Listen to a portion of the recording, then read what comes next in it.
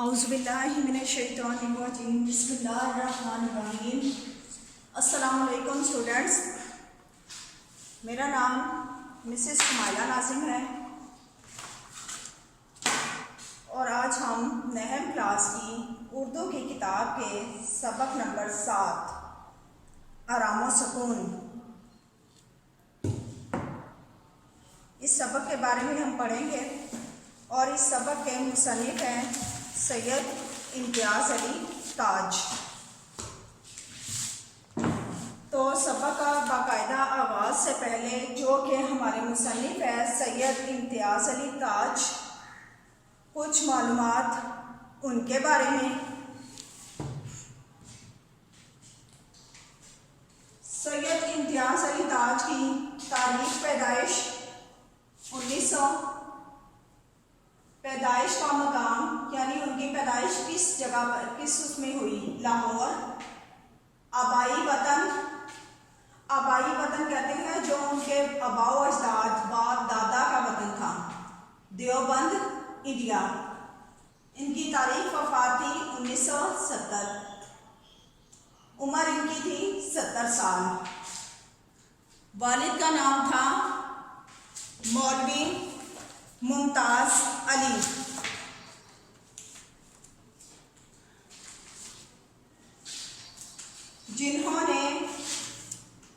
जिन्हें उर्दू अदब में अरबी, फारसी, उर्दू के ये आलम थे और जदीद सहाफ़त के बानी भी थे और इनके वालिद को इनकी खिदमात की वजह से शमसुल इल्मा का खिताब मिला। वालदा का नाम मोहम्मद बेगम मुसन्निफा, जोजा इनकी बीवी हिजाब इम्तियाज़ अली ताज, ये भी एक मुसन्निफा थी, राइटर थी। उसके बाद इनकी तालीम कि इन्होंने मैट्रिक सेंट्रल मॉडल स्कूल से किया, उसके बाद BA गवर्नमेंट कॉलेज लाहौर से किया। आगे इनका जो लिखने का अंदाज, तरीकाकार, उसकी कुछ खसूसियात, सादा और बेतकल्लुफ अंदाज था। जुबान सादा, सलीस और रवान, यानी कि वो सादा जुबान इस्तेमाल करते थे, सलीस आम फहम अल्फाज और रवानगी उसमें थी। जो इनके उसकी एक और लिखाई की एक और खूबी थी कि किरदार जो जानदार था, कि जो जिस भी कैरेक्टर के बारे में लिखते थे वो पावरफुल कैरेक्टर होता था, जिंदा होता था। कि यानी इन्होंने कभी किसी ऐसे उसके बारे में नहीं लिखा जो कि जिसकी डेथ हो चुकी हो। किरदार के मुकालमों में तासराती अहम के जो इनके कैरेक्टर होते थे मुकालमे के, उनके अंदर वो उस तरह के एक्सप्रेशन देते थे जो सिचुएशन के मुताबिक, शायराना रूह और अदीबाना रंग, जज्बात निगारी का बेहतरीन अंदाज के अपने जो जज्बात हैं उनको किस तरह से बेहतर तरीके से इजहार करना है। आगे हम उनकी सहाफ़ती खिदमात। बहैसियत मदीर उन्होंने बच्चों का रिसाला लिखा, फूल जिसका नाम था। ख़वातीन के लिए उन्होंने रिसाला लिखा, तहज़ीब निस्वा और कहकशां। बहैसियत ड्रामा नवीस, वो बहुत अच्छे ड्रामा नवीस भी थे। उन्होंने कौन कौन से ड्रामे लिखे? चच्चा छक्कन, करतबा का काजी, आराम व सुकून, कमरा नंबर 5, अस्फहा के शायर, शेख बरादरान। और इन सब में उनका एक नुमाया काम था कि एक एक्ट के एक रेडियाई ड्रामे, यानी उनके उन ड्रामों में उनका एक नुमाया वाज़ह किरदार था जो कि चच्चा छक्कन के नाम से बहुत मकबूल हुआ था। इसी तरह इम्तियाज़ अली ताज के ड्रामों में चुस्ती, बरजस्तगी और बेसाख्तगी मिलती है। किसी ड्रामे की कामयाबी का दारोमदार इसके मुकालमों पर होता है। यही वजह है कि उन्होंने मुकालमा नगारी की तरफ खुसूसी तवज्जो दी। इनके यहाँ जज्बात निगारी की ऐसी हसीन मिसालें मिलती हैं जो उर्दू के ड्रामाई अदब में बहुत कम दस्तयाब हैं। इनका एक मारूफ ड्रामा आराम सुकून, जो कि हमारा आज का सबक भी है, इसकी वाज़िया मिसाल है कि उनके निज़ाम में कहीं कोई तकल्लुफ़ नज़र नहीं आता। बस उन्होंने मामूल के जो रोज़मर्रा के हमारी आम जिंदगी के जो वाक़यात हैं और किरदार हैं, उनके सीधे साधे मुकालमों से उसके अंदर मज़ा पैदा किया है।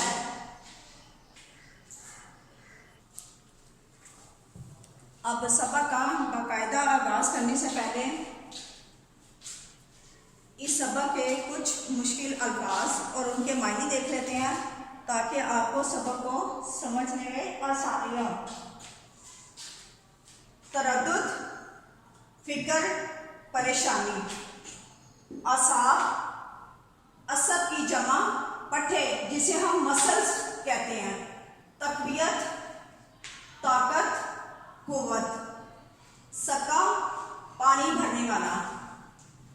जैसे आजकल तो हमारे घरों में ये पानी वगैरह भरने की सहूलत मौजूद, मोटर्स वगैरह है। पहले ज़माने में इस तरह नहीं होता था, आपको हर काम के लिए पानी कहीं दूर से भरकर लाना पड़ता था। जैसे आजकल हम पीने का पानी जो है वो फिल्टर वगैरह से लेकर आते हैं। खटपट, शोर।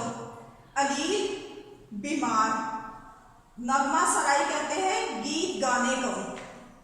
थकान, थकावट। ताकीद, तलकीन। मुज़र, नुकसानदेह। मकवी, कुव्वत बख्श। ज़िद होकर, परेशान होकर। अल्लाह मारे, कमबख्त। हावनदस्ता, हावनदस्ता कहते हैं दवाई कूटने का बर्तन और मुस्लिम। ये पत्थर का भी होता है और लोहे का भी होता है, इसमें जिसके अंदर मुख्तलिफ मसाला जात जो है वो पीसे जाते हैं। परिंदा पर ना मारेगा, बिल्कुल खामोशी रहेगी। ये थे इस सबक के मुश्किल अल्फाज और उनके मायने। अब हम चलते हैं अपने आज के सबक की तरफ, जो है आरामो सुकून, जिसका उन्वान है। और ये एक मुकालमा है जिसके अंदर हमारे पास 4 कैरेक्टर होते हैं, मियाँ बीवी,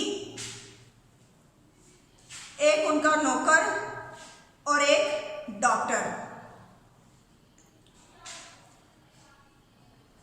मुकालमा हमेशा 2 या 2 लोगों के दरमियान जो गुफ्तगू होती है ना, उसे मुकालमा कहा जाता है। 2 या 2 से ज़्यादा लोग जो आपस में कन्वर्सेशन करते हैं, बात करते हैं,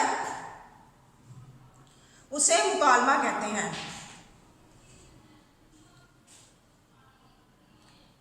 डॉक्टर, जी नहीं बेगम साहिबा, तरद्दुद, फिक्र की कोई बात नहीं, मैंने बहुत अच्छी तरह मुआयना, जांच या चेकअप कर लिया है। सिर्फ थकान, थकावट की वजह से हरारत यानी बुखार हो गया है। इन दिनों आपके शौहर गालबन मेरे ख्याल में या शायद बहुत ज़्यादा काम करते हैं। बीवी डॉक्टर साहब से मुखातिब होकर कहती है, डॉक्टर साहब, इन दिनों क्या, इनका हमेशा से यही हाल है। सुबह 10 बजे दफ्तर जाकर शाम 7 बजे से पहले कभी वापस नहीं आते। डॉक्टर, जब ही तो मेरे ख्याल में इन्हें दवा से ज़्यादा आराम और सुकून की ज़रूरत है। कारोबार की परेशानियां और उलझनें भुलाकर एक भी रोज़ आराम और सुकून से गुजरा तो तबीयत इंशाअल्लाह बहाल हो जाएगी, बेहतर हो जाएगी। बीवी 20 मरतबा के कई बार या कई मरतबा कह चुकी हूँ कि इतना काम ना किया करो। नसीबे दुश्मना, किस्मत के दुश्मन, सेहत से हाथ धो बैठेंगे। हाथ धो बैठना, यहाँ पे ये एक मुहावरा इस्तेमाल हुआ है। मुहावरा ऐसे अल्फाज के मजमूए को कहते हैं कि जिनका मीनिंग उनके अल्फाज से मुख्तलिफ होता है, मगर खास असर नहीं होता। हमेशा यही कह देते हैं कि क्या किया जाए, इन दिनों काम बेतराज जोरों पर है, कि यानी बहुत ज़्यादा काम का जोर है। डॉक्टर, हर रोज़ थोड़ा थोड़ा वक़्त आराम और सुकून के लिए ना निकाला जाए तो फिर बीमार पड़कर बहुत ज़्यादा वक्त निकालने की ज़रूरत पड़ जाती है। बीवी, ये बात आपने इन्हें भी समझाई? मैंने कहा, सुन रहे हो डॉक्टर साहब क्या कह रहे हैं? मियाँ, हूँ डॉक्टर जी, हाँ मैंने समझाकर अच्छी तरह ताकीद, तलकीन या नसीहत कर दी है कि दिन भर खामोश लेटे रहें। बीवी, तो ताकीद क्या मैं नहीं करती, मगर इन पर किसी के कहने का कुछ असर भी हुआ? डॉक्टर जी नहीं, अभी उन्होंने मुझसे वादा किया है कि पूरी तरह से मेरी हिदायत पर अमल करेंगे। बीवी डॉक्टर से पूछती है, और दवा किस किस वक्त देनी है? डॉक्टर जी नहीं, दवा की मतलब यानी कि बिल्कुल ज़रूरत नहीं है,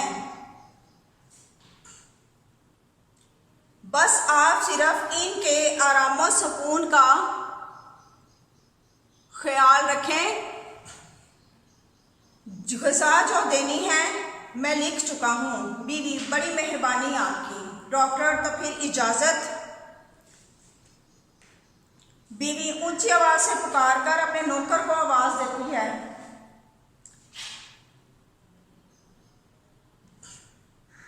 अरे लल्लू, मैंने कहा डॉक्टर साहब का बैग बाहर कार में पहुंचा दें। डॉक्टर, एक बात अर्ज कर दूं बेगम साहिबा, मरीज के कमरे में शोर शराबा नहीं होना चाहिए। आसाब पट्टों पर इसका बुरा असर पड़ता है। खामोशी आसाब को एक तरह की तकवीत बख्शती है, कि जो खामोशी है वो हमारे आसाब को, हमारे मसल्स को ताकत देती है। जब हम रिलैक्स होते हैं वो हमें दोबारा से काम करने के लिए एनर्जी मुहैया करती है। बीवी, क्या मालूम नहीं मुझे? डॉक्टर साहब, आप इत्मीनान रखें, इनके कमरे में परिंदा भी पर ना मारेगा। अब यहाँ पे ये जो परिंदा पर ना मारेगा, ये भी एक मुहावरा है और इसका मीनिंग है खामोशी रहेगी या कोई चीज़ यहाँ नहीं आएगी।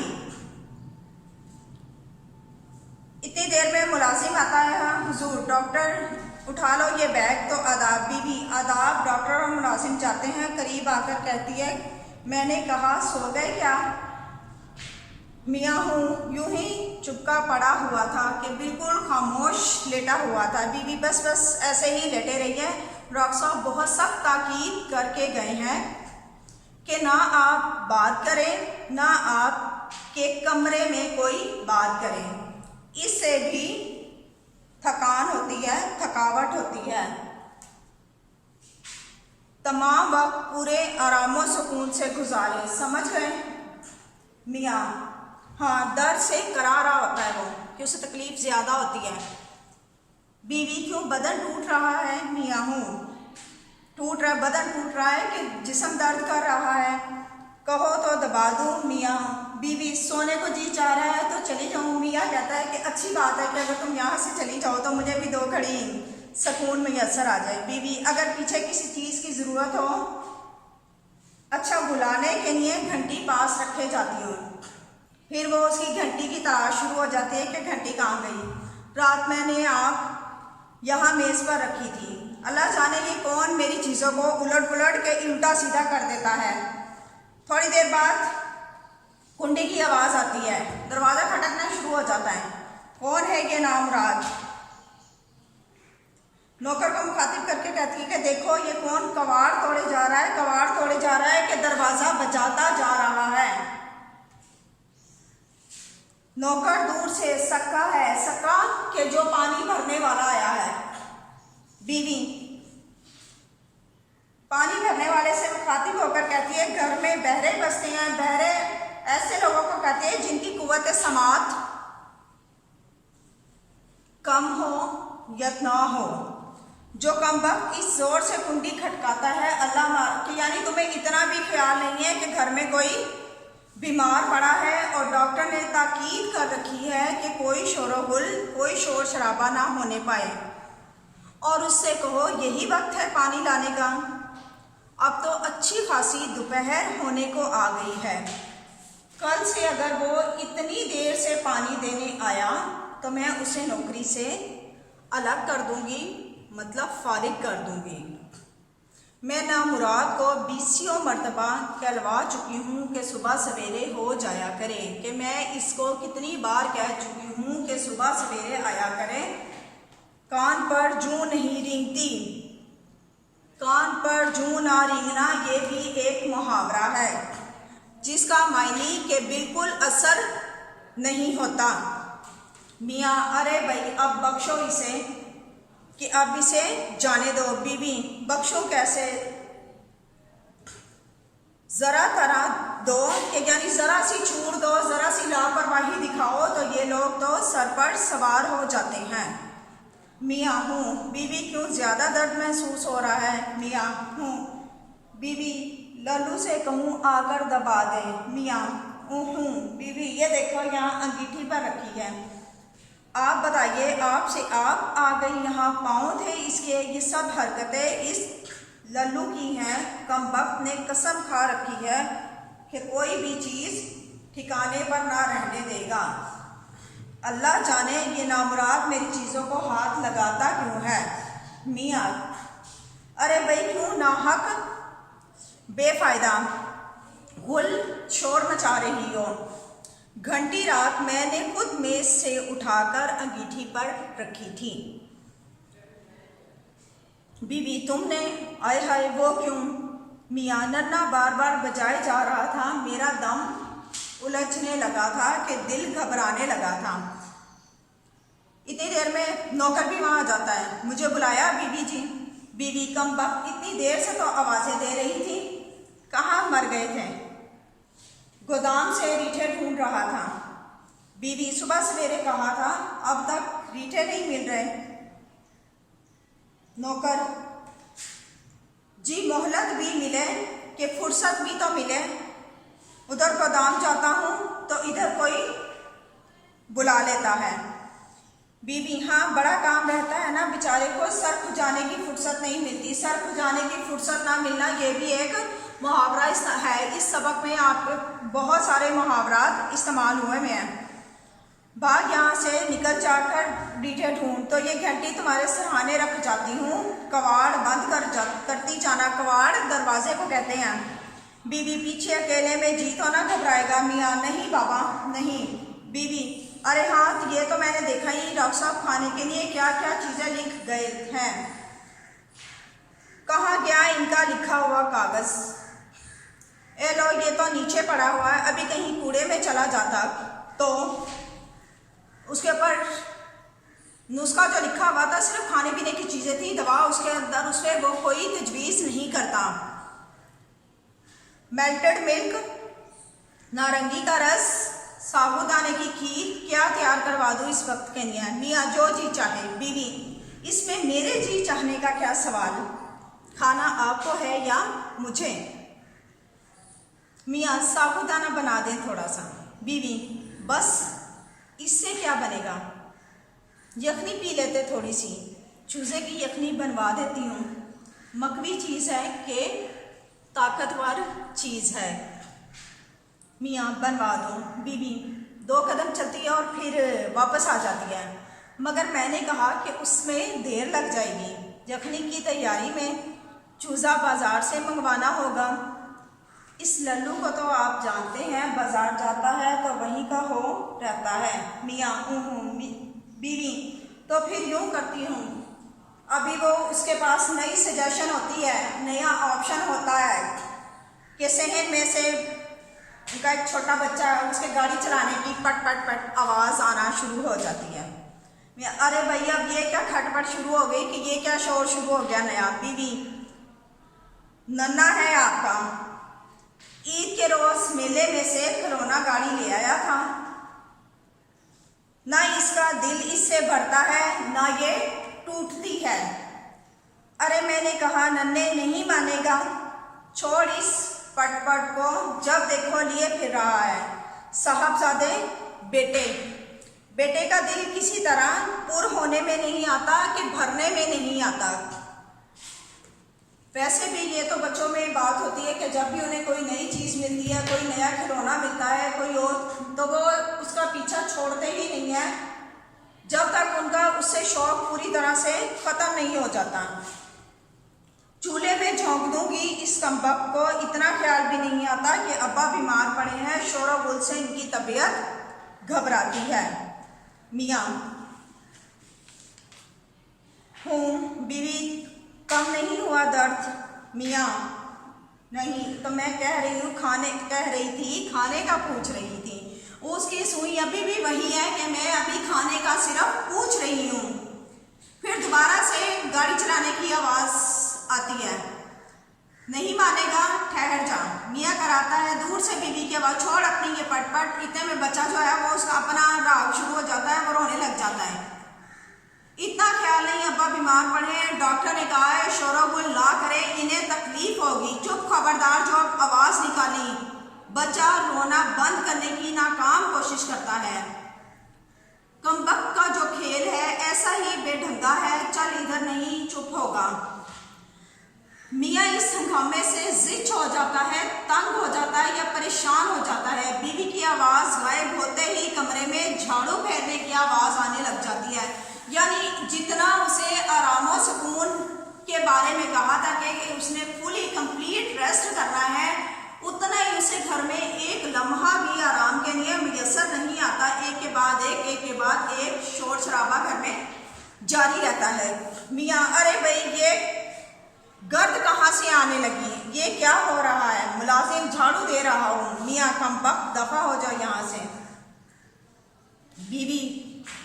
बीबी जी का बच्चा निकल यहाँ से, कह दे इनसे। मुलाजिम जाता है, दरवाज़ा बंद कर जाता है। मियाँ कराकर चुप हो जाता है। इतनी देर में वो मुलाजिम के जाने के बाद टेलीफोन की घंटी बजना शुरू हो जाती है।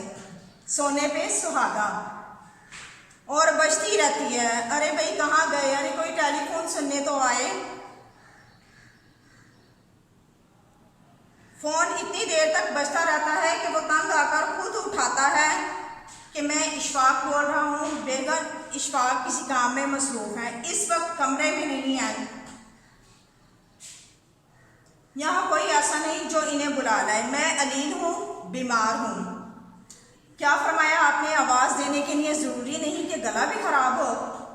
आप फिर किसी वक्त फ़ोन कर लीजिएगा। मैंने अर्ज़ किया, चूँकि मैं बीमार हूँ, कमरे से बाहर नहीं जा सकता। इतने में ये बात सुनकर फ़ोन भी ठक ज़ोर से बंद हो जाता है। बीवी, मुझे बुलाया था, तुम क्यों उठे? मियाँ, इतनी आवाज़ें दी, कोई सुने तो।